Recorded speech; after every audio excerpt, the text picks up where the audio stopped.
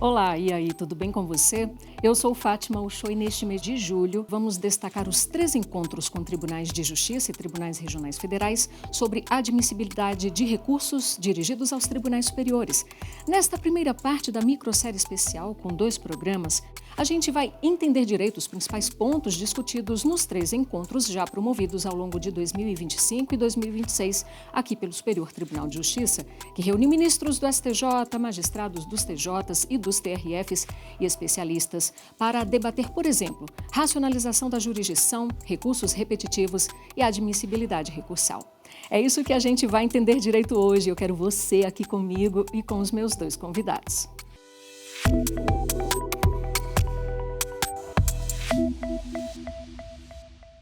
E como sempre, fico ansiosa para fazer esse convite para você. De olho no nosso telão, porque eu já estou com a minha convidada, o meu convidado de hoje. Aqui no Entender Direito, a gente vai entender os detalhes desses encontros de admissibilidade recursal, esse diálogo aí que o STJ, um diálogo perene, permanente com os TJs e TRFs. Eu converso com a doutora Beatriz Fruê de Moraes. Ela é juíza de direito do TJ do Paraná, foi juíza auxiliar na Corregedoria Nacional de Justiça e é juíza auxiliar na vice-presidência aqui do STJ. Ela é mestre em Direito e Poder Judiciário pela Infam, Escola Nacional de Formação e Aperfeiçoamento de Magistrados. Doutora Beatriz, muito bem-vinda e muito obrigada pelo aceite ao nosso convite. Muito obrigada, Fátima. Eu que agradeço esse convite tão honroso. Estou muito feliz de estar aqui hoje para participar desse debate tão importante e também por compartilhar esse programa com o Diogo, que é uma referência também aqui no STJ nesse tema. E claro, como a doutora Beatriz antecipou, a gente conversa com ele que já é de casa, já participou aqui com a gente do Entender Direito, o doutor Diogo Rodrigues Werneck. Ele é servidor efetivo aqui do STJ na lista judiciário, mestrando em Direito pela Universidade de Brasília e especialista em Direito Processual Civil. Doutor Diogo Werneck, muito obrigada mais uma vez por estar aqui com a gente. Olá, Fátima. O prazer é todo meu. Sou eu quem agradeço a oportunidade de mais uma vez compartilhar com todos vocês um pouquinho sobre esse evento, sobre as ações tomadas pela vice-presidência e em conjunto com os TJs, TRFs. Para mim é um prazer, uma honra muito grande participar mais uma vez do Entender Direito e particularmente nessa oportunidade com a doutora Beatriz Fruê, com quem a gente caminhou durante a vice-presidência na gestão do ministro Luiz Felipe Salomão.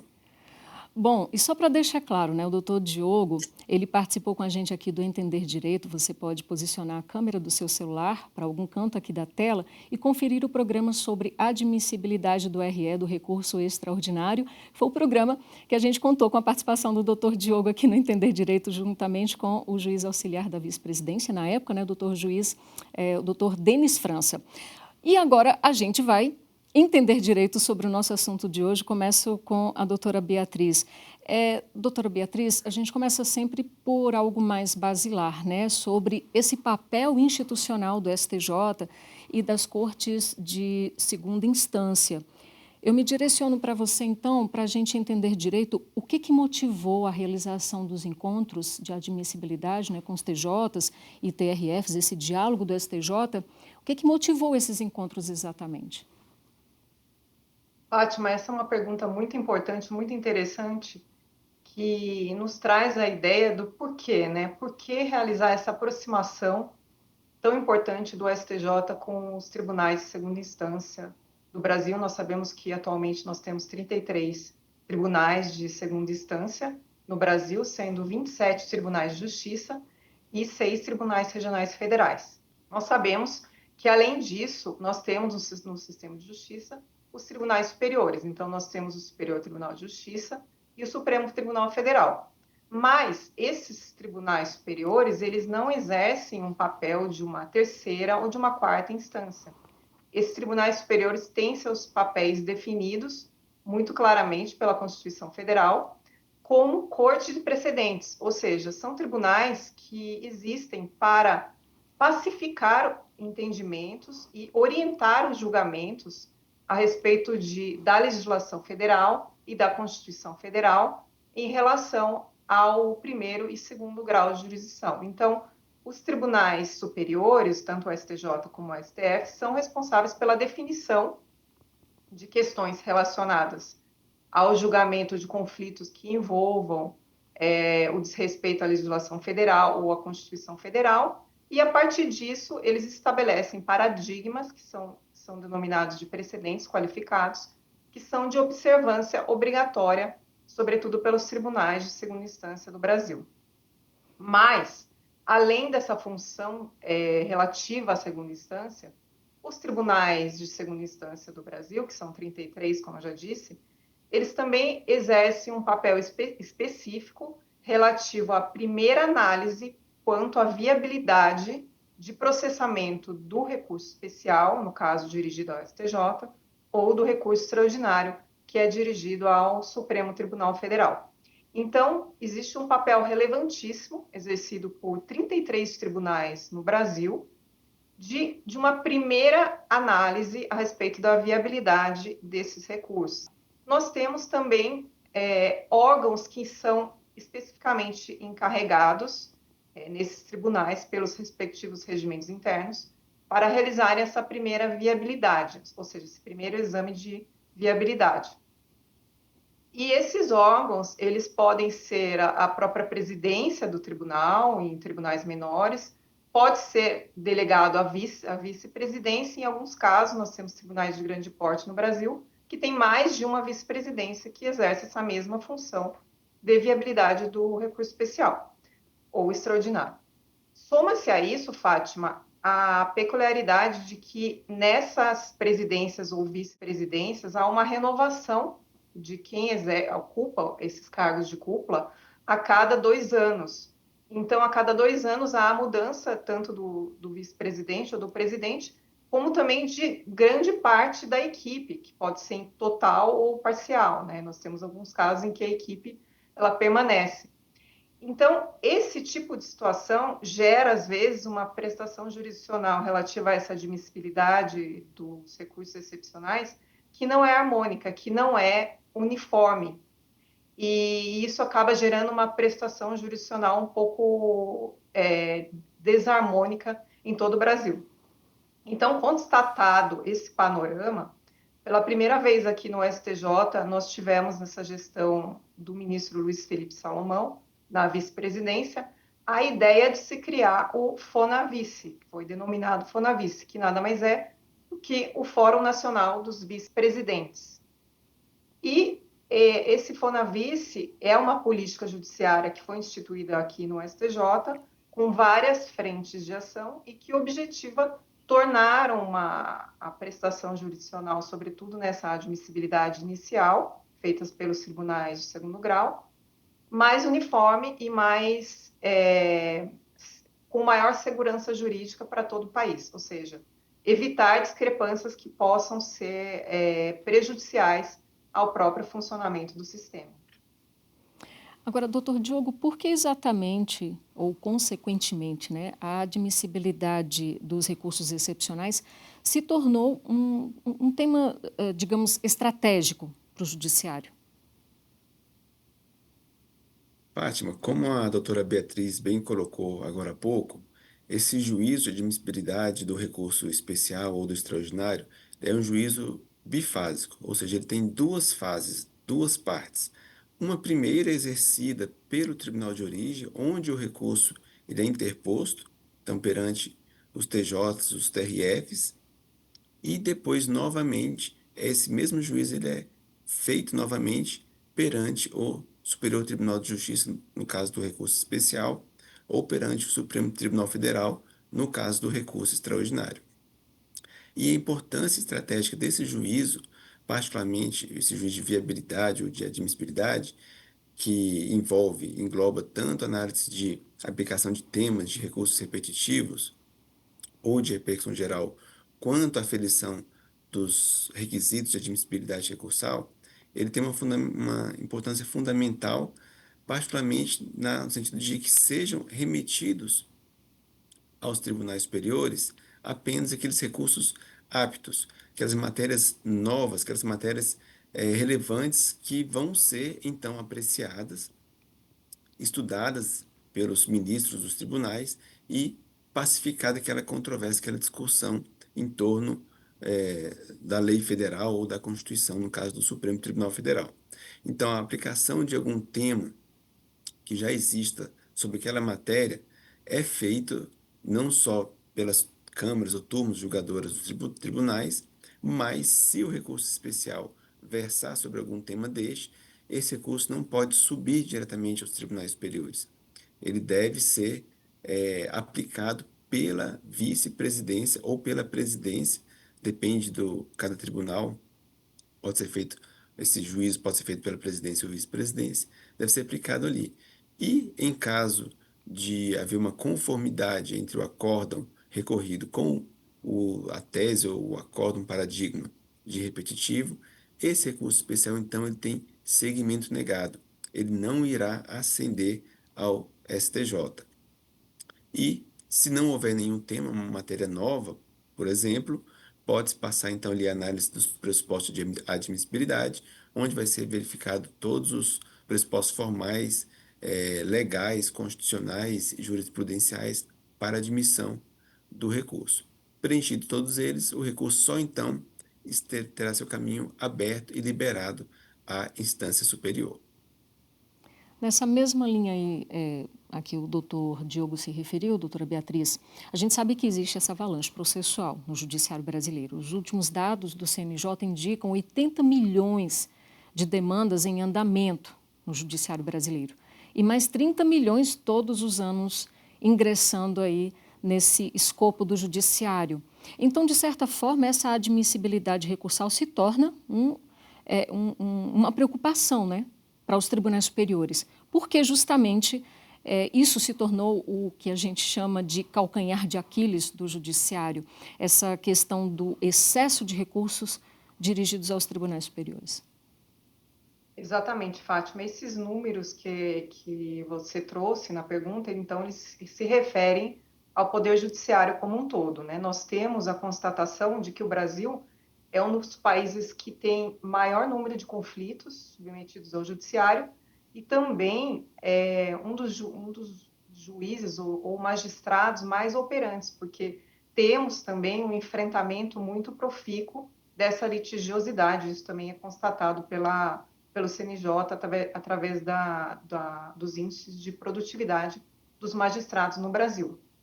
Mas, especificamente em relação à STJ, eu trago dados do ano de 2025, em que foram recebidos mais de 500 mil processos e foram julgados mais processos do que foram recebidos somente aqui no STJ. Então, isso demonstra que não só o STJ, mas o Judiciário como um todo tem um grande desafio de lidar com esse volume de processos que ingressa, além do acervo já existente, né, pendente de julgamento nos tribunais em todo o Brasil.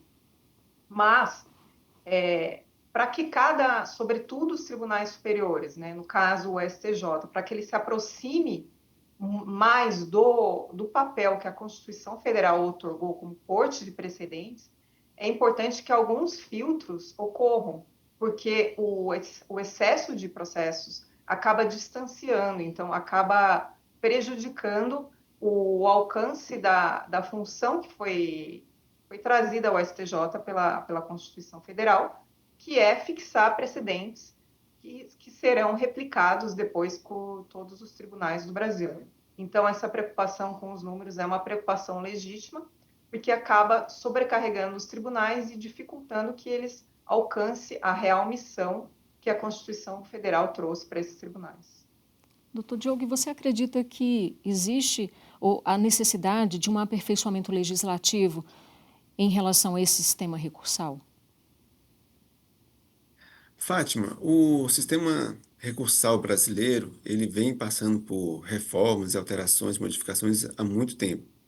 Ele hoje é um sistema que, de um lado, ele é muito bom, particularmente no ponto de resguardar a defesa, a ampla defesa, a possibilidade de recurso, a avaliação do acerto ou desacerto da decisão, nas garantias processuais e constitucionais, ele resguarda bem esse lado.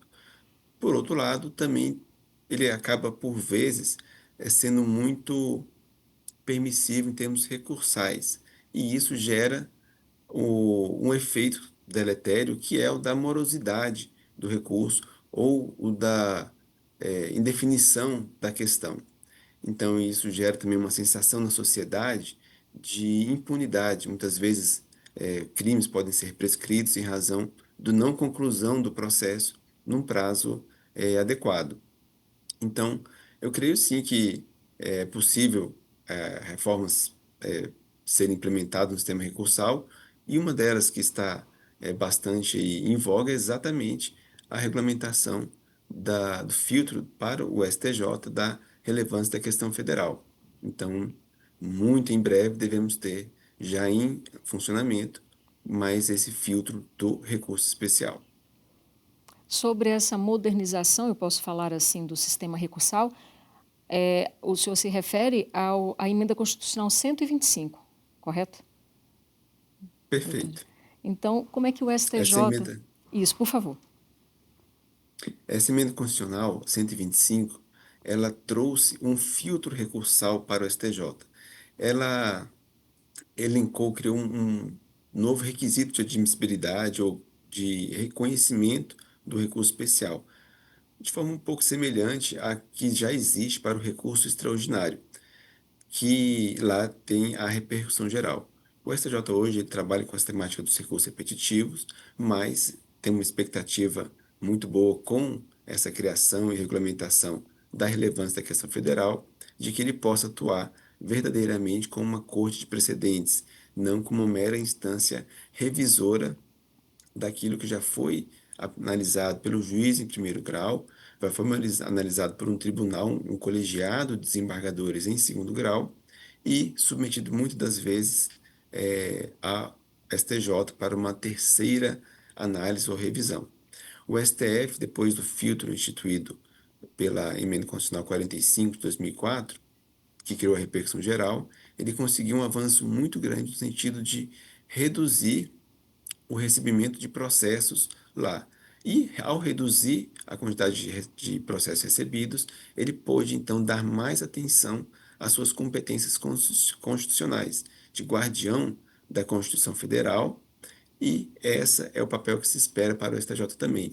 Reduzir esse número que a doutora Beatriz registrou, só no último ano recebidos mais de 500 mil de processos para um universo de 33 ministros, é um número realmente que assusta qualquer operador do direito. A expectativa é que esse número possa ser reduzido um pouco, de modo que o STJ possa cumprir também sua missão constitucional de uniformizar a interpretação da lei federal em todos os tribunais de forma mais adequada. Ainda com você, doutor Diogo, até a regulamentação da emenda constitucional 125, o STJ já vem lidando com várias situações, né?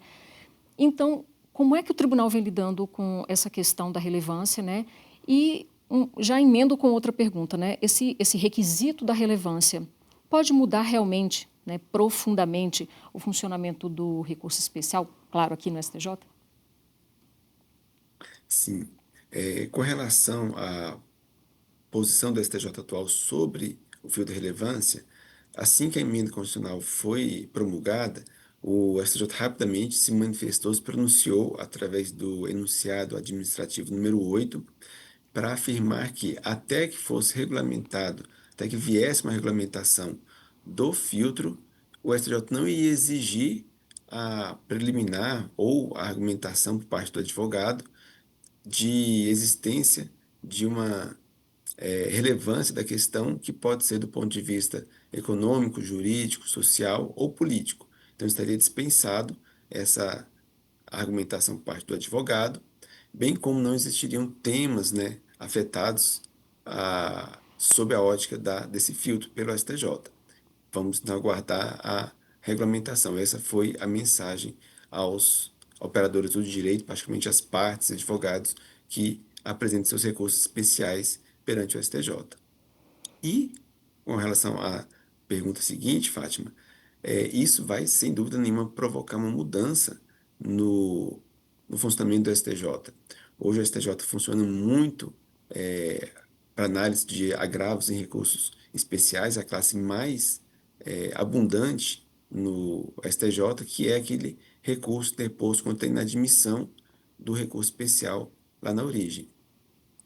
É uma expectativa de que o STJ possa aumentar efetivamente o número de recursos especiais analisados, que esses agravos possam, então, reduzir o número de recebimento, de chegada de análises, para que possa ser dado uma preferência e prevalência na análise efetiva de recursos especiais. Então, deve haver também uma mudança na dinâmica de trabalho e funcionamento dos órgãos judiciais, assim como houve também é importante fazer esse paralelo com o Supremo, que hoje o Supremo também julga poucos agravos em recurso extraordinário. Houve uma redução significativa dos processos de natureza recursal e aumento dos processos de natureza originária ali, de competência dele, de ações de controle concentrado de constitucionalidade. Doutora Beatriz, e qual seria a participação dos TJs e TRFs, né, os tribunais de segunda instância, nessa questão da racionalização do sistema recursal? Então, Fátima, eu não diria racionalização do sistema, eu diria trazer condições para que cada ator do sistema processual cumpra melhor o seu papel. Então, aqui nós estamos tratando, quando falamos de justiça, nós estamos tratando de um sistema em que cada ator, ou seja, cada participante desse sistema, tem uma função. Os tribunais de segunda instância, que são os tribunais de justiça e os tribunais regionais federais, tem esse papel importantíssimo, que é o papel de realizar a primeira análise dos recursos especiais e extraordinários. E por que é importantíssimo? Porque é muito importante que haja a aplicação dos paradigmas, dos precedentes qualificados que já foram instituídos, estabelecidos pelos tribunais superiores. Então, os tribunais superiores, tanto o STJ como o STF, têm esse papel consagrado pela Constituição Federal de trazer a definição, o STJ relativamente aos conflitos de natureza envolvendo a legislação federal e o STF quanto aos conflitos envolvendo a Constituição. Então, cabe a esses tribunais definir como devem ser julgadas certas questões. E cabe aos tribunais de segunda instância julgar, ou seja, resolver os conflitos na forma como foi estabelecido pelos tribunais superiores. Então, por que isso, né? Por que esse sistema? Então, qual é a lógica desse sistema? E isso existe para trazer maior segurança jurídica.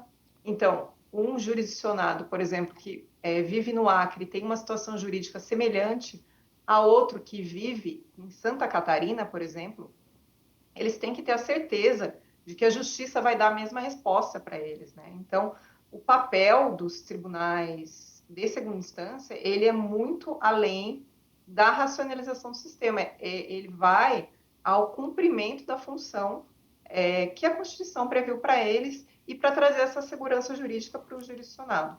Além disso, essa aplicação do que foi decidido pelos tribunais superiores, feita na segunda instância, ela provoca uma prestação jurisdicional mais célere, mais rápida, e o conflito é solucionado mais rápido. Por quê? Porque quando há aplicação desse precedente qualificado, o processo nem vai mais ao STJ ou ao STF. É como se houvesse a definição para tais questões já existe uma solução, então não há necessidade que o processo tenha seguimento. Então, no fim das contas, é um ganho não só para o sistema de justiça, que passa a se fortalecer, com cada ator desenvolvendo o seu papel de forma mais efetiva, mas também para o próprio jurisdicionado, que acaba tendo uma resposta segura, efetiva e também mais célere. É uma promoção da segurança jurídica para todos nós, cidadãos e cidadãs brasileiros. E além dessa questão mais incisiva que existe sobre os precedentes qualificados do STJ e do STF para haver esse cumprimento em segunda instância, na própria segunda instância também há esse movimento mais incisivo de valorização dessas decisões das cortes de segunda instância. Não é isso, doutora Beatriz? Com certeza, a partir do momento que os tribunais se organizam, e aí a tecnologia também vem a benefício dos tribunais para se organizarem para poderem aplicar melhor os precedentes, com certeza é o próprio todo o sistema que sai fortalecido, porque o Tribunal de Segunda Instância, ao aplicar os precedentes já definidos, ele acaba sendo a última instância, né? Então, acaba sendo o tribunal que dá a última solução e também há um fortalecimento daquilo que foi decidido pelos tribunais superiores, que precisam, na verdade, decidir uma única vez a questão para que depois ela seja replicada. Então, é um sistema que funciona de forma lógica, a lógica sistêmica é muito bem pensada, mas para isso cada um tem que cumprir a sua função e no final o grande beneficiário é o jurisdicionado, que tem uma prestação jurisdicional muito mais coerente e efetiva. É uma forma de fortalecer essa ideia de coesão institucional do próprio judiciário. E foi esse um dos pontos, eu acho, que a gente pôde perceber nos 3 encontros entre tribunais regionais federais e tribunais de justiça, que houve ali naqueles 3 encontros esse fortalecimento, né? Houve mais esclarecimento, mais debates voltados para essa coesão institucional do judiciário. E quem sai ganhando isso é o próprio jurisdicionado. Isso tudo, esses encontros promoveram esse fortalecimento do próprio judiciário como consequência o benefício para os cidadãos, né, doutora Beatriz?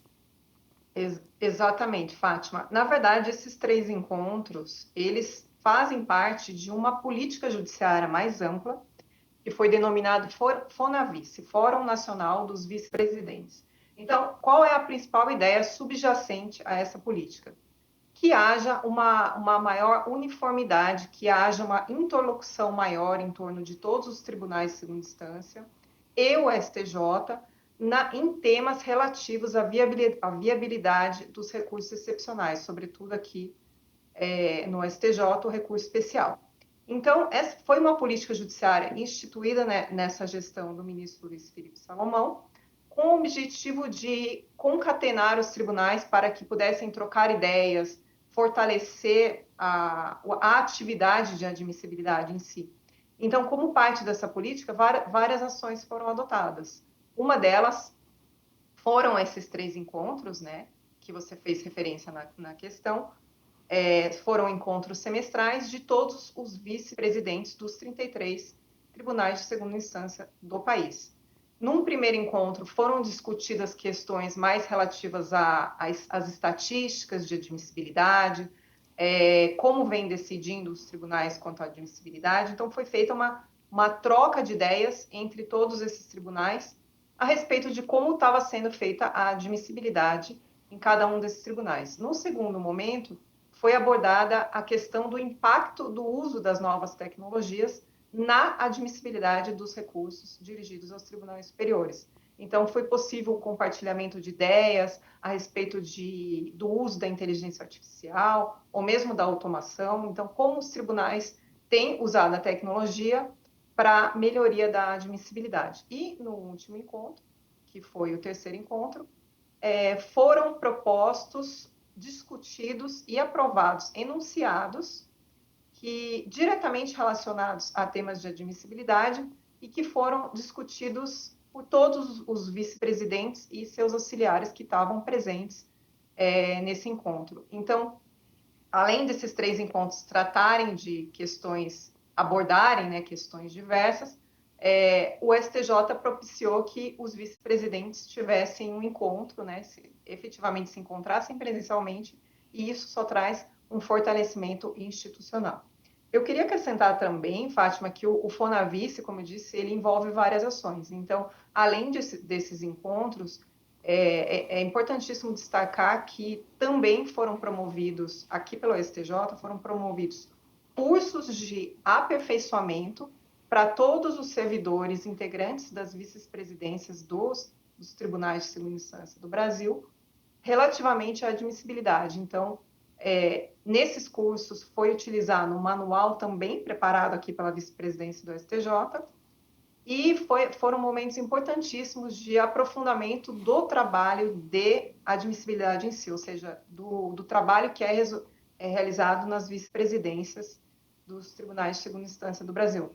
Então, em resumo, todas essas ações constituíram uma política judiciária maior que objetiva o fortalecimento da admissibilidade dos recursos especiais e extraordinários aos tribunais superiores. Então, o objetivo maior foi esse. Tá certo. Agora, doutor Diogo, já é perceptível que a uniformização da jurisprudência vem reduzindo a litigiosidade? Sem dúvida, manter uma jurisprudência dos tribunais conforme prevê expressamente o Código de Processo Civil, íntegra, estável, coerente, de forma uniforme, conduz, sem dúvida nenhuma, a uma redução de litigiosidade. E isso dá previsibilidade e segurança jurídica para o jurisdicionado, para o cidadão e para o advogado em saber quando vale a pena recorrer, quando não vale a pena recorrer. Então, isso traz ali um desincentivo se o tribunal de origem já aplicou corretamente a interpretação que o STJ vai dar para a questão e desincentiva a parte de recorrer. Então, traz esse benefício e pacificação social, muitas das vezes desestimula até aventuras judiciais de ajustamento de ações na tentativa de, ou comumente chamado de loteria judicial, né? A depender de qual juízo, de qual gabinete, de qual tribunal, de qual desembargador cair o meu processo, eu posso conseguir, eu tenho uma chance de conseguir esse meu objetivo. E a ideia do STJ como uniformizar a interpretação da lei federal para todo o Brasil, de norte a sul, de leste a oeste, é ter essa segurança jurídica, de que não existem aventuras jurídicas, não existem possibilidades de tentar uma chance com um recurso. O que é dado para um vai ser dado para outro também. O que é negado para um também vai ser negado para outro, de forma isonômica, atendidos todos aí as garantias constitucionais e legais do jurisdicionado. Falando sobre esses precedentes qualificados ainda, doutora Beatriz, eu gostaria de saber se eles conseguem efetivamente reduzir o que a gente chama de litigância abusiva. E abrindo um parêntese, né, litigância abusiva, há uma diferença aí sobre litigância predatória. Para todo o nosso público entender direito, inicialmente poderia explicar essas diferenças entre litigância abusiva, litigância predatória e sobre os precedentes, se já há uma influência aí para evitar ou para reduzir, enfim, dirimir essa litigância abusiva. Certo, Fátima. Então, os precedentes, eles objetivam trazer uma maior segurança jurídica ao sistema e uma resolução mais rápida e eficaz de casos que são submetidos ao judiciário e que já tem uma prévia determinação de como a questão deve ser resolvida. Nós temos, de outro lado, um fenômeno que passou a ser constatado na prática judiciária, que foi denominado inicialmente de litigância predatória e depois, com o passar do amadurecimento, foi denominado de litigância abusiva, tanto pelo STJ como pelo CNJ. Então, o que seria esse fenômeno? Seria a constatação de que, em alguns casos, constatamos algumas situações em que ou a parte ou o advogado está havendo um abuso do direito de litigar, ou seja, ocorre um abuso do direito, daí vem a palavra litigância abusiva. Então, são casos específicos, são casos que uma litigância que ela é exercida com um abuso de direito e que não se confunde com uma litigância legítima de massa, que pode ocorrer também, e também ela não se confunde com o acesso ilimitado que nós temos, o acesso à justiça, que é um direito consagrado pela Constituição. Então, são casos pontuais, específicos, que devem ser tratados, devem ser enfrentados, claro, mas que foram constatados que o exercício do direito de litigar de uma forma abusiva. E por que seria abusiva? Porque ela se destina a fins que não são lícitos, ou seja, que não são propriamente destinados à solução de um conflito. Bom, agora me direcionando mais para as questões técnicas relacionadas à admissibilidade, eu vou fazer mais perguntas direcionadas para o doutor Diogo, mas nada impede que a doutora Beatriz, enfim, possa contrapor, complementar. Fique bastante à vontade, tá, doutora Beatriz? Eu quero iniciar essa leva de perguntas direcionadas para o doutor Diogo, perguntando justamente assim, uma coisa muito básica e importante. É básica, mas sem esse básico a gente não convive com esse sistema recursal, né? A gente não consegue sobreviver ao sistema recursal. Quais os principais erros cometidos pelas partes ao interpor o recurso especial? Essa é a pergunta de milhões. Fátima, essa é a pergunta que toda parte, todo advogado quer saber, e é importante a gente estar sempre conversando, falando sobre elas, porque são erros que se repetem muitas das vezes realmente nos processos que a gente analisa no STJ.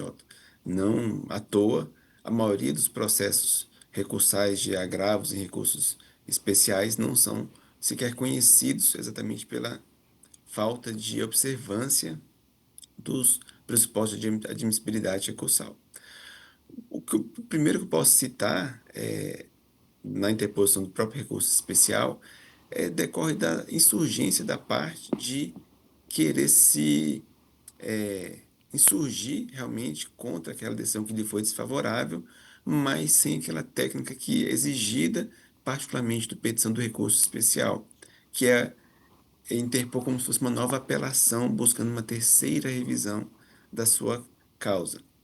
E isso conduz à falha que muito como vira até meme no meio jurídico, que é o do óbice da súmula 7, já que o STJ não tem por missão fazer um rejulgamento, um terceiro rejulgamento da causa, mas sim avaliar violação à lei federal. Então, se a parte faz um recurso especial apenas se insurgindo contra um julgamento que ele considera injusto, mas sem ter a tecnia de apontar qual dispositivo de lei federal, porventura, teria sido violado ali, então esse recurso está fadado ao insucesso, ao não conhecimento e razão do óbice da famigerada súmula 7 do STJ.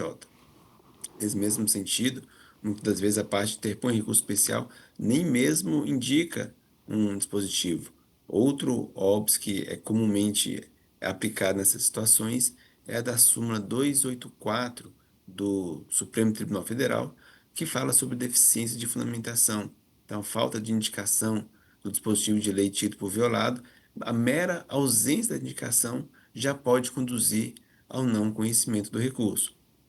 Então, são situações assim bem simples que o advogado pode corrigir, ali, indicando qual foi efetivamente o direito que ele está buscando reverter na instância superior, mas mediante o cumprimento do papel constitucional do STJ de guardião da lei federal.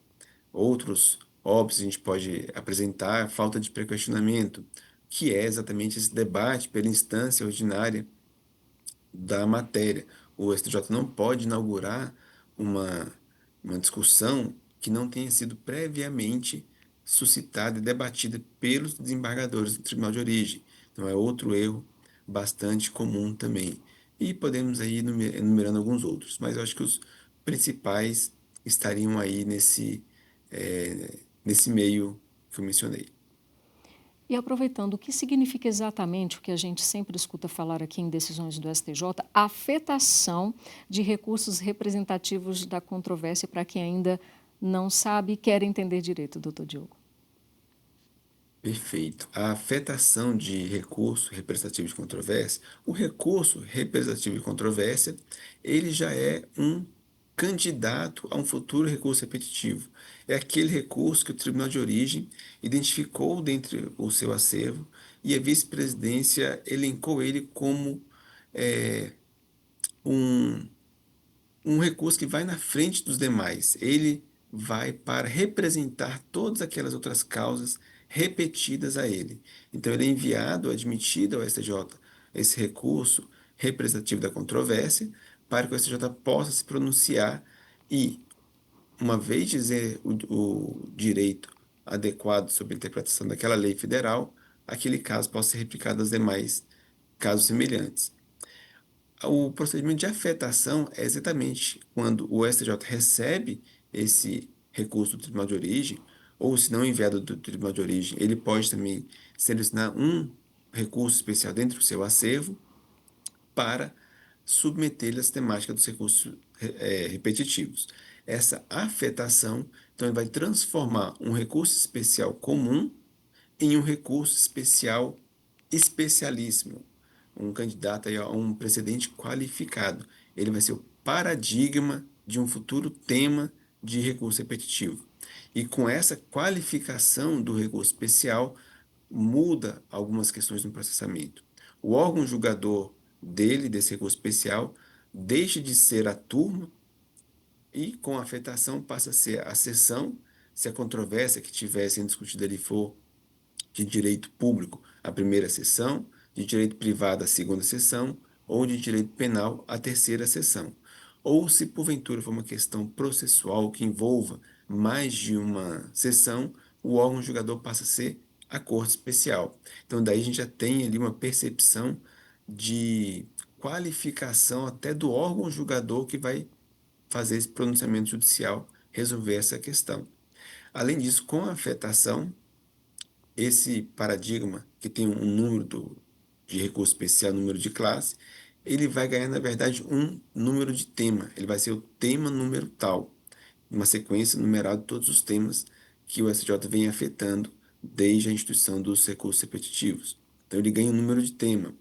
Também, com o reconhecimento de afetação e reconhecimento do tema, esse procedimento ganha alguns contornos de participação da sociedade, como a admissão de amicure, como a realização de audiências públicas, na qual a sociedade e as pessoas ou partes ou entidades que representam as pessoas e partes naqueles outros processos repetidos que não estão participando do julgamento dos casos paradigmas no STJ, possam contribuir com a formação do precedente qualificado do tema ou da tese repetitiva. Então, todo esse conjunto de transformações de um RESP comum em um RESP paradigma de recurso repetitivo é o que a gente chama de afetação do recurso representativo de controvérsia, que é feito pelo STJ. Eu adorei essa aula de divisão dos colegiados, o que é que a Corte Especial faz, as sessões de julgamento. Precisei disso mais de 15 anos atrás, quando eu ingressei aqui no STJ, e a gente teve essa dica muito bacana aí para os graduandos. Atenção, graduandos, para entender essa formação aqui de colegiados do STJ. Muito bom, doutor Diogo. Bom, agora o senhor falou sobre casos paradigmas, né? Eu queria saber se há um risco de haver esse equívoco na escolha de casos paradigmas. Sim, normalmente os tribunais exercem essa escolha do recurso paradigma, que ele vai representar e vai ser o recurso paradigma do repetitivo de forma muito assertiva, muito adequada. Mas, eventualmente, pode acontecer de o recurso que foi enviado como candidato a recurso repetitivo, como eu disse no início do programa, esse juízo de admissibilidade ele é bifásico, então é feito pelo Tribunal de Origem e é refeito pelo STJ. Pode acontecer de os ministros do STJ entenderem que aquele recurso não é o mais adequado e pode então solicitar uma substituição do recurso paradigma. Então, pode encontrar alguma falha processual que impeça o conhecimento e julgamento do recurso, ou ainda que o recurso tenha sido bem selecionado. Pode acontecer situações supervenientes, como uma desistência, como uma perda de objeto do recurso, ou outros fatos que podem ocasionar na, na inviabilidade ou impossibilidade de julgamento daquele recurso, antes de a tese ser firmada.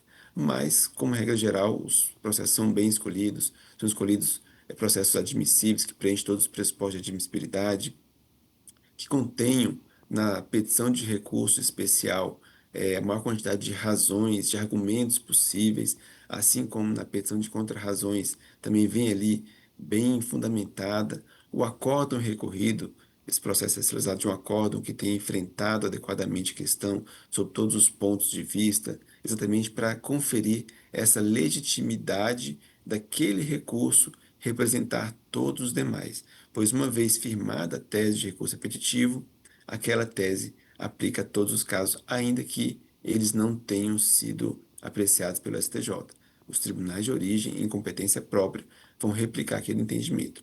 Então, é importante que essas alegações existentes nos recursos repetidos possam também chegar ali aos ouvidos, às mãos dos ministros do STJ, para que sejam enfrentadas, conferindo essa legitimidade ao recurso paradigma e ao tema que venha a ser firmado. Doutor Diogo, agora, de forma mais direcionada, como é que os tribunais de segunda instância eles podem contribuir para a qualidade em si dos repetitivos? É selecionando o recurso um recurso paradigma bem selecionado. Então, fazendo essa escolha dentro do seu acervo, que é onde vai estar ali tramitando a maior parte dos recursos, escolher aquele recurso com boas razões na petição de recurso especial, com um acordo bem fundamentado, enviar mais de um recurso representativo da controvérsia, justificar o porquê que aquele recurso foi selecionado, aquela controvérsia foi selecionada, mostrando através de dados, de estatísticas, quantitativos de processos que estão tramitando na primeira instância, na segunda instância, sobre aquela questão. Tudo isso contribui para a formação do precedente qualificado. E, posteriormente, depois de afetado, julgado, fixada a tese, aí surge essa competência dos tribunais de origem para colocar fim em definitivo aos recursos. É uma competência própria, então o Tribunal de Justiça, o Tribunal Regional Federal, através da sua vice-presidência, vai negar seguimento ao recurso especial. E é importante colocar que essa competência é própria, porque não é que eles estão julgando o recurso especial. O julgamento de recurso especial é uma competência exclusiva e indelegável do STJ. Quando o Tribunal de Origem nega seguimento ao recurso especial, ele está exercendo uma competência própria de colocar fim ao recurso que o STJ já enfrentou a controvérsia discutida nos autos, já interpretou a lei federal, indicou qual é a melhor solução para aquela questão e o Tribunal de Origem então vai replicar aquela solução aos demais casos idênticos. Então, essa negativa de segmento é uma competência própria, exercida de sistematização e racionalização do sistema judiciário, do Poder Judiciário. E se por acaso o acordo recorrido estiver contrário a essa tese, esse recurso então é devolvido para uma faculdade do juízo de retratação do recurso do julgado pelo Tribunal de Origem, que tem uma nova chance de analisar a causa agora sobre a luz do recurso repetitivo. Bom, agora fazendo maior referência ao sistema de justiça em si, eu vou me amparar nos esclarecimentos da doutora Beatriz, mas nada impede que o doutor Diogo também fique à vontade para o que lhe convir, para responder, para contrapor, para complementar, fique à vontade, tá, doutor Diogo? Então, doutora Beatriz, como é que é possível evitar a multiplicação de controvérsias ou a multiplicação artificial de controvérsias repetitivas? Então, a litigância em massa, né, que pode ser considerada a litigância repetitiva, ela advém de um conflito que tem uma natureza coletiva. Então, os conflitos coletivos podem originar diversas ações, uma multiplicação dessa litigância que nós chamamos de litigância em massa, litigância repetitiva, e que, em muitos casos, é uma litigância legítima e originária tem uma origem coletiva, né, um conflito coletivo, e que não se confunde com a litigância abusiva, como eu disse anteriormente. Em alguns casos, pode sim configurar a litigância abusiva, mas nesse caso vai ter que estar evidente que está havendo um abuso do direito de litigar. Então, há uma diferenciação entre ambas. É claro que com a evolução da fixação de precedentes qualificados, essas demandas elas devem ser solucionadas tanto na primeira como na segunda instância, né? Não chegando a se multiplicarem aqui nos tribunais superiores, no STJ ou no STF. Então, a questão está mais relacionada a, como o Diogo bem disse, a replicação daquilo que já foi decidido pelos tribunais superiores. Doutora Beatriz, e como é que é possível impedir que recursos excepcionais eles sejam utilizados apenas como uma espécie de prolongamento do litígio? Isso, se houver a delimitação bem clara dos requisitos, ou seja, como eu disse no começo e como o Diogo também já disse, o julgamento da causa ele é realizado em primeiro e segundo grau.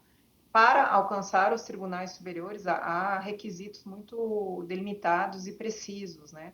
Então, são recursos que até são denominados de recursos excepcionais, que muitas vezes algumas questões fáticas, por exemplo, elas não são submetidas aos tribunais superiores porque não pode haver um revolvimento, uma nova valoração de fatos, né?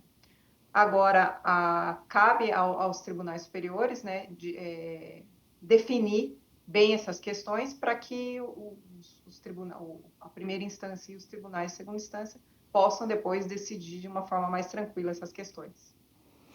Bom, como a gente já vem falando, nos 3 encontros com tribunais de justiça e tribunais regionais federais sobre a admissibilidade de recursos dirigidos aos tribunais superiores, foram tocados vários pontos, entre os quais IA generativa, e a gente vai falar sobre isso no próximo programa, ainda com o doutor Diogo e a doutora Beatriz. E agora, especificamente, a gente vai falar sobre o resultado dos 3 encontros, né? Esse resultado aí culminou na formalização de 28 enunciados. Inicialmente, eu gostaria, para quem não sabe ou quer entender mais, quer entender direito, o que são enunciados, doutora Beatriz? Enunciados, Fátima, de uma forma bem simples, são proposições, ou seja,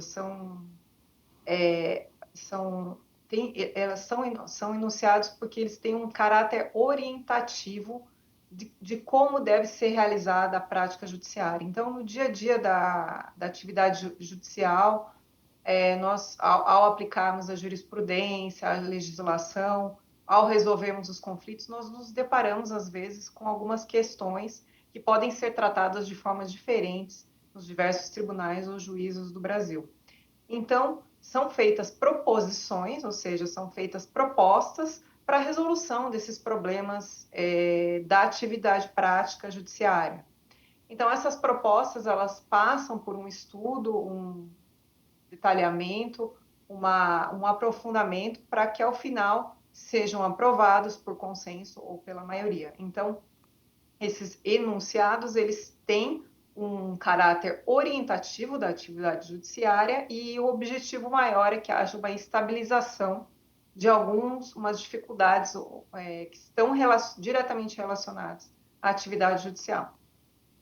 Doutor Diogo, esses enunciados eles são incluídos na base jurisprudencial aqui do STJ, e se sim, qual a importância disso, né? Ou seja, da inclusão dos enunciados nessa base de jurisprudência aqui do Superior Tribunal de Justiça? Perfeito, Fátima.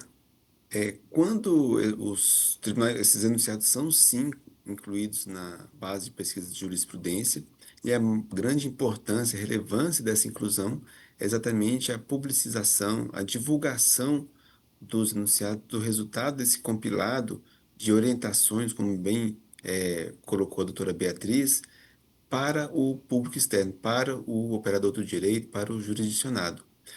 Na base de jurisprudência, quando as pessoas vão pesquisar, eles vão encontrar, então, ali a orientação jurisdicional do STJ sobre determinada matéria, e agora também vão encontrar uma orientação eh, administrativa, científica, sobre alguns assuntos, algumas matérias, como é, por exemplo, o caso desses enunciados do terceiro encontro de vice-presidentes sobre admissibilidade.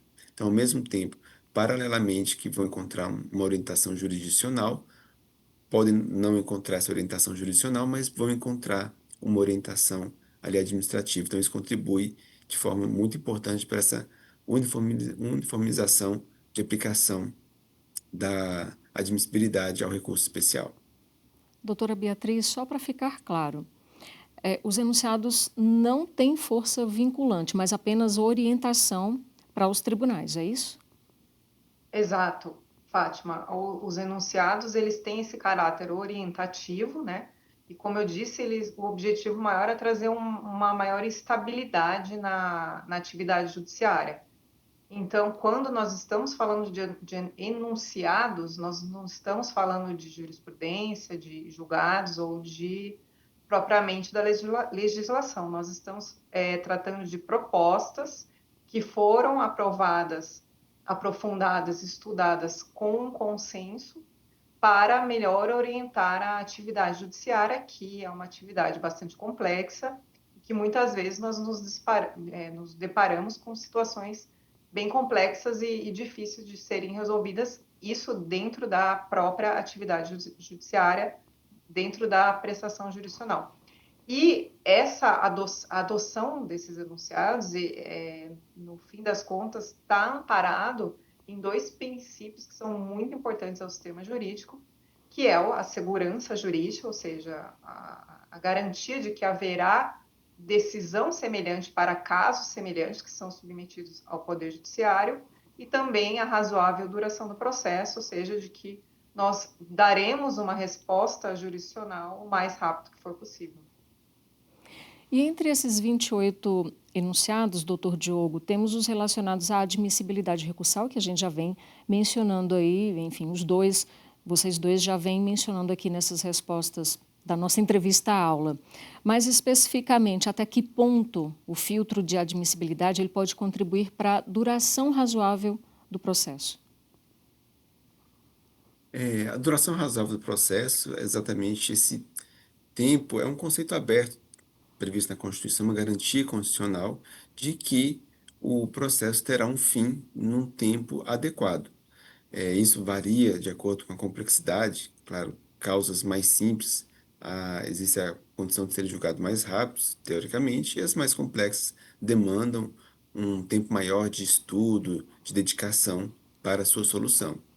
Mas esses filtros de admissibilidade contribuem principalmente na seleção daquilo que é apto a ser apreciado mérito pelo STJ. Então, se um recurso é, por exemplo, intempestivo, ele já tem uma decisão de inadmissão na origem, na qual vai ser declarada essa extemporaneidade, essa intempestividade do recurso, e assim ele não estaria apto a ser julgado pelo Tribunal Superior.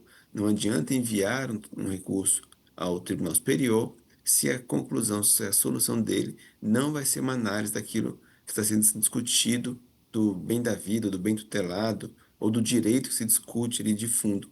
Se a solução do STJ for o não conhecimento, não houve, então, uma entrega jurisdicional útil sobre o mérito, sobre uma uniformização da lei federal sobre aquela questão de fundo.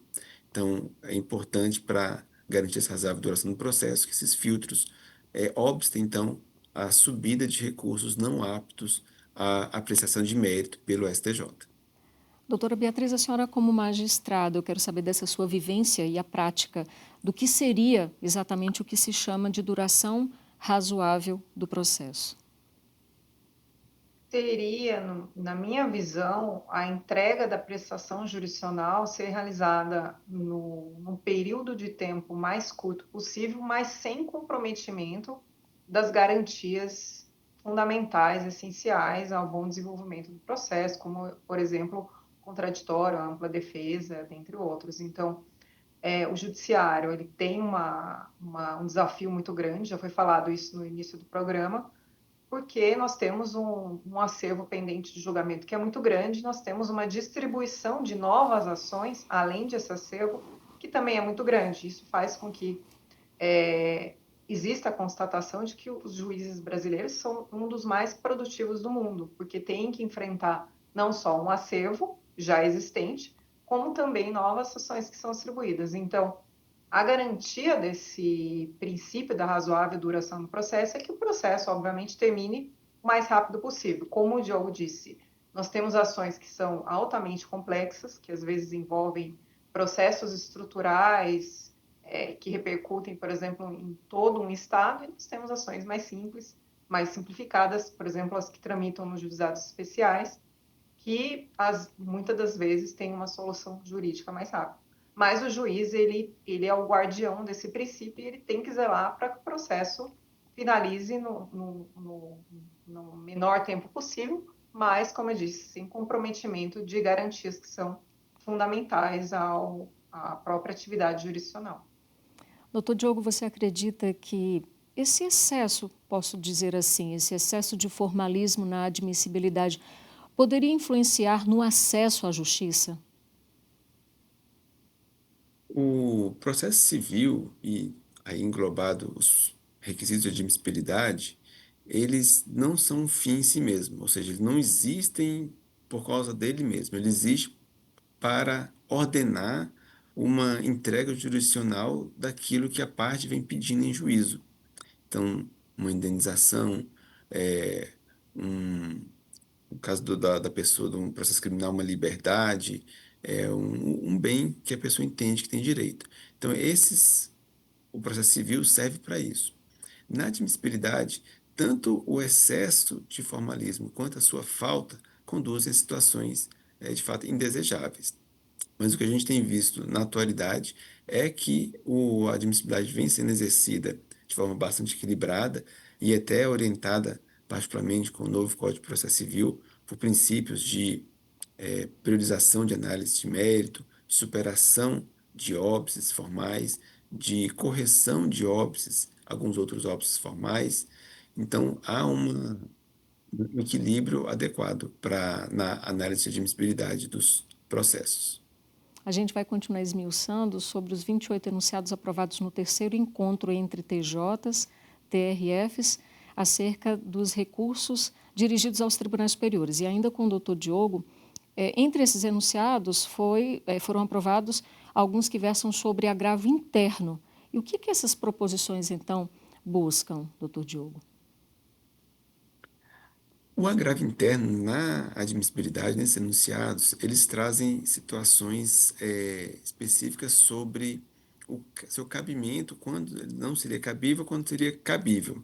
Então, da decisão que nega seguimento ao recurso especial em razão de o acórdão recorrido estar no mesmo sentido da tese de recurso repetitivo, a decisão é cabível ao agravo interno. Já da decisão que inadmite o recurso especial em razão da ausência de seus óbices de admissibilidade, dessa decisão seria cabível o agravo em recurso extraordinário. O agravo interno está previsto lá no artigo 1021 do Código de Processo Civil e o agravo em recurso especial previsto lá no artigo 1042 do Código de Processo Civil. A interposição de um pelo outro, conforme diz um dos enunciados aprovados no terceiro encontro, se configura como um erro no qual não seria possível a aplicação do princípio da fungibilidade. Diante da previsão expressa de qual recurso cabível para cada decisão, então o agravo interno tem o seu âmbito de cabimento, não sendo admitido contra a decisão que não admite o recurso especial, e, por sua vez, o agravo recurso especial também não seria admissível contra a decisão que nega seguimento ao recurso especial. Poderia explanar também sobre os enunciados que tratam da interposição simultânea entre REs e RESPs, ou seja, recursos extraordinários e recursos especiais, doutor Diogo? Perfeito.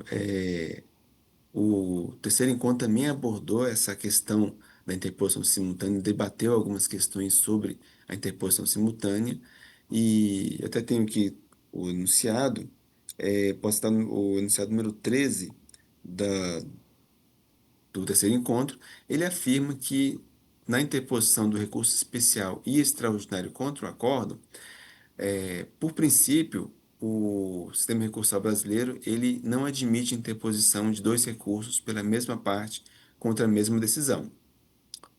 A única exceção expressa prevista no Código de Processo Civil é exatamente essa da possibilidade de interpor o recurso especial para o STJ e o recurso extraordinário para o STF. Os dois recursos possuem o mesmo prazo. E o que o enunciado 13 afirma é que é possível interpor um dos recursos, por exemplo, no oitavo dia do prazo, e o outro recurso no 12º dia do prazo, sem que isso se configure a preclusão consumativa, ou seja, o fato de eu interpor um dos recursos não me tira o direito de interpor nos dias seguintes o outro recurso. Claro, desde que observado ali o prazo legal de 15 dias para interposição do recurso especial ou extraordinário, contados em dias úteis, se o processo for cível, ou em dias corridos, se um processo de natureza criminal. Outro tema relevante, que consta em enunciados, trata do cabimento de embargos de declaração no juízo de admissibilidade. Por que isso ainda gera controvérsia, doutor Diogo? Esse é um ponto bem discutido até de forma doutrinária, porque, de acordo com o artigo 1022 do Código de Processo Civil, os embargos de declaração seriam cabíveis contra todo e qualquer pronunciamento jurisdicional. Mas a jurisprudência do STJ, a jurisprudência do STF já sedimentaram de que, contra a decisão que inadmite o recurso especial ou o recurso extraordinário, aquela decisão proferida com base ali no artigo 1030, inciso 5 do Código de Processo Civil, contra ela não cabe embargo de declaração. Por quê? Porque contra a decisão, para se insurgir contra a decisão de inadmissão, o recurso adequado é único e exclusivamente o agravo em recurso especial ou extraordinário, lá previsto no artigo 1042 do Código de Processo Civil. Então, há essa preocupação nos enunciados de que não seria cabível os embargos de declaração com a decisão de inadmissão, bem como um outro efeito interessante dos embargos de declaração, que é esse, o seu poder de interromper o prazo recursal. Contra o acórdão, que se deseja impugnar por meio do recurso especial ou extraordinário, é cabível o embargo de declaração. E o embargo de declaração tem o seu prazo.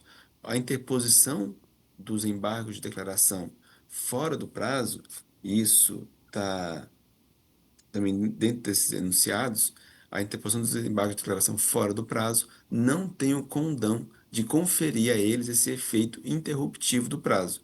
Ou seja, a interrupção do prazo se dá quando interposto o embargo de declaração, depois do seu julgamento, o prazo para interpor o recurso especial começaria de novo, novamente. Se os embargos forem intempestivos, não há esse reinício do prazo. Logo, há uma preclusão da oportunidade de interpor o recurso especial ou extraordinário. Então, os enunciados também se preocuparam em esclarecer esse ponto para a advocacia e para as partes, de forma que haja um cuidado maior na observância do prazo dos embargos de declaração a serem postos contra o acórdão, para evitar que o recurso especial, porventura, seja julgado intempestivo ou extemporâneo, em razão da não ah, apresentação desse efeito interruptivo do prazo recursal. No âmbito do Fonavi, assim, enfim, desses três encontros e dos cursos proporcionados, né, para os participantes, houve também discussão sobre os procedimentos cabíveis, aplicáveis ao juízo de retratação. Inicialmente, doutor Diogo, o que seria o juízo de retratação e quais foram as principais dúvidas práticas levantadas nos eventos? O juízo de retratação, ele está previsto no artigo 1030, inciso 2 do Código de Processo Civil, e ele se dá quando o vice-presidente ou presidente do tribunal de origem recebe um recurso especial que tem uma matéria ali que é afetada ao tema de recurso repetitivo, uma matéria de mérito, e ele vai verificar o acórdão recorrido, impugnado pelo recurso especial, e identifica que o recurso especial foi julgado de forma contrária àquela tese que o STJ já fixou em recurso repetitivo. Nesse momento, o papel da vice-presidência, de acordo com o mencionado inciso 2 do artigo 1030 do CPC, é devolver os autos ao órgão julgador, para facultá-lo a um novo pronunciamento. É uma segunda chance que a lei dá, por intermédio da vice-presidência ou da presidência, para que o órgão julgador, a turma ou a Câmara, aprecie novamente aquele recurso de sua competência, a apelação, o agravo do instrumento, o mandado de segurança, ou a ação rescisória, ou a ação ou recurso que o tribunal apreciou. É uma segunda chance para julgar agora de acordo com a luz, com o entendimento lançado pelo STJ. Esse é o juiz de retratação.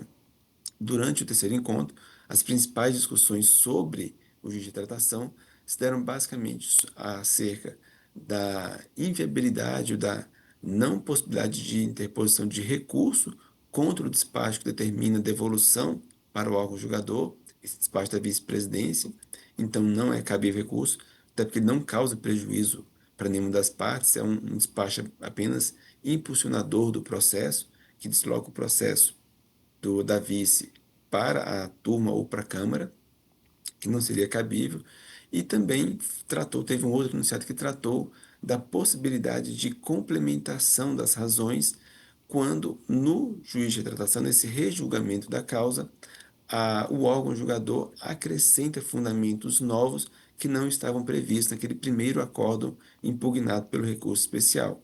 Então, para garantir a ampla defesa, o devido contraditório, o enunciado afirma que deve ser aberta vista para complementar as razões quando houver essa adição ou essa inclusão de fundamentos não constantes no primeiro acórdão. Essas foram as principais discussões sobre o juiz de retratação. Bom, vou me direcionar para a câmera 3 aqui. Para você que está interessado em saber detalhes dos 28 enunciados aprovados, mais uma vez aponte a câmera do seu celular para o QR Code aqui, que está em um dos lados aqui da tela. E aí você pode conferir todos os detalhes do que foi aprovado nesses encontros. E a gente já está chegando ao final da nossa entrevista à aula, mas lembrando que também no próximo Entender Direito Especial vamos continuar falando sobre os resultados desses encontros, do Fonavice, enfim, tudo que foi apurado nesses encontros a gente destaca aqui no Entender Direito. E para a gente finalizar essa entrevista, o que dá para perceber é que o compartilhamento de boas práticas foi um dos grandes pontos, na verdade, desses eventos, né, promovidos aqui pelo STJ. Começando pela doutora Beatriz, então, a senhora acredita, doutora Beatriz, que esse diálogo entre o Superior Tribunal de Justiça e os tribunais de segunda instância, eles estão sendo mais evidentes e vêm sendo mais priorizados nos últimos anos? Com certeza, Fátima. E também de forma inovadora nessa gestão, com essa interlocução do STJ com os tribunais de segunda instância, que ocorreu não apenas entre os vice-presidentes, tanto aqui do STJ como dos tribunais, mas também entre os próprios servidores que tiveram uma oportunidade durante os cursos de aprimoramento funcional de trocar dúvida, compartilhar comentários, trocar ideias sobre o dia a dia da admissibilidade que é feita nos tribunais de segunda instância.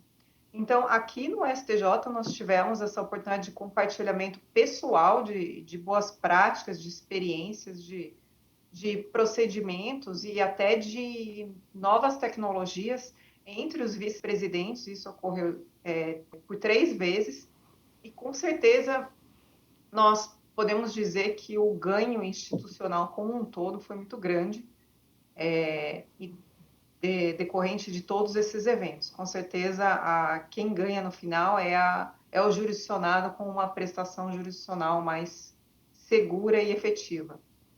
Doutor Diogo, por favor, suas considerações em relação a esse compartilhamento de boas ideias, boas práticas, enfim, promovido aí pelo STJ com os tribunais de segunda instância. Fátima, essa temática dos recursos repetitivos, realmente ela trouxe um ganho muito grande para o STJ, na medida que, a partir do momento que ele afetou alguns temas à temática, esses processos deixaram de chegar ao STJ em recurso especial. Só que eles deixaram de chegar no STJ, mas eles não sumiram do mapa assim do nada. Eles pararam em algum lugar. E onde que eles pararam? Exatamente perante ali a vice-presidência dos tribunais de origem que fizeram aquele papel de negativa de seguimento do recurso especial, apreciação do agravo interno, devolução para o juiz de retratação. Então, houve um aumento considerável de trabalho das vice-presidências com o recurso era para ser destinado ao STJ, mas que eles estão colocando fim ao processo. E esse aumento de trabalho, nada mais razoável que o STJ possa estar andando lado a lado com os tribunais, promovendo esses encontros dos vice-presidentes e dos presidentes dos tribunais para esse compartilhamento de boas práticas, boas ações, boas ferramentas, uniformização do procedimento entre os tribunais e até entre o que é feito aqui na admissibilidade do próprio STJ. Então, essa iniciativa que vem ganhando força cada vez mais e foi impulsionada pelo ministro Salomão, de forma muito oportuna, é sem dúvida um ganho muito grande para todo o jurisdicionado, para o Poder Judiciário como um todo. Ok, só tenho a agradecer essa entrevista, aula, na qual eu sou toda aluna e apenas ponte para que vocês, mestres, possam esclarecer todos os pontos aí para todo mundo entender direito. Agradeço a participação da doutora Beatriz Fruê de Moraes. Muito obrigada, doutora, e até o próximo Entender Direito. Eu que agradeço, Fátima, essa oportunidade de ouro de tratarmos de um tema tão caro ao sistema de justiça, né? E esse destaque que foi feito a esse evento que trouxe ganhos que não são mensuráveis, né, ao próprio Poder Judiciário. Muito obrigada. Agradeço também, mais uma vez, a participação do Diogo Rodrigo Werneck. Doutor Diogo, muitíssimo obrigada mais uma vez e até o próximo Entender Direito. Fátima, muito obrigado. Sou eu quem agradeço a oportunidade de estar aqui, de dialogar com você, com a doutora Beatriz, uma pessoa assim de competência indiscutível, e com o telespectador que está nos ouvindo, nos assistindo. Realmente é uma oportunidade ímpar de poder participar do seu programa. Muito obrigado. O agradecimento é todo nosso. Em meu nome, em nome da minha equipe aqui do Entender Direito, eu agradeço mais uma vez a vocês a participação. E, claro, meu agradecimento especial também é para você que ficou comigo e com os meus 2 convidados até agora. Eu já te espero no próximo Entender Direito para a gente continuar a falar dos principais aspectos discutidos nos encontros com tribunais de justiça e tribunais regionais federais sobre admissibilidade de recursos dirigidos aos tribunais superiores. E para conferir novamente esta e outras entrevistas-aula, como eu gosto de falar aqui no Entender Direito, acesse o canal do STJ no YouTube e nas principais plataformas de podcast, como no Spotify. Vai lá agora mesmo e se inscreva para não perder nenhuma das novidades aqui do Tribunal da Cidadania. A gente se encontra!